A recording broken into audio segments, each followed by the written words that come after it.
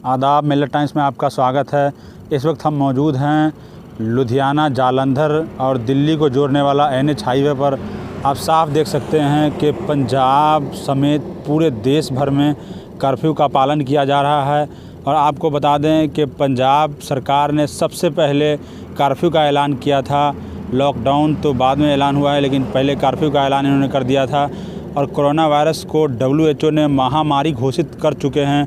आप साफ देख सकते हैं कि कर्फ्यू का पूरा असर देखा जा रहा है। यहाँ से हाईवे पर आप देख सकते हैं एक आधी जो ज़रूरी गाड़ियाँ हैं वही चल रही है। और जब तक आपका सहयोग नहीं होगा तब तक लॉकडाउन कभी सफल नहीं हो सकता है।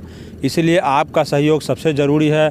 और आप अपने परिवार और अपने जो है मोहल्ले वालों को सेफ करने के लिए जो है आपको लॉकडाउन को समर्थन करना होगा और लॉकडाउन में हिस्सा लेना ही होगा। मिलत टाइम्स की वीडियोस देखने के लिए यहाँ क्लिक करके सब्सक्राइब करें और हाँ, बेल आइकन जरूर दबाएं। अगर फेसबुक पर देख रहे हैं तो पेज लाइक करें। ताज़ा तरीन खबरों और मज़ामीन के लिए विजिट करें हमारी वेबसाइट www.millettimes.com।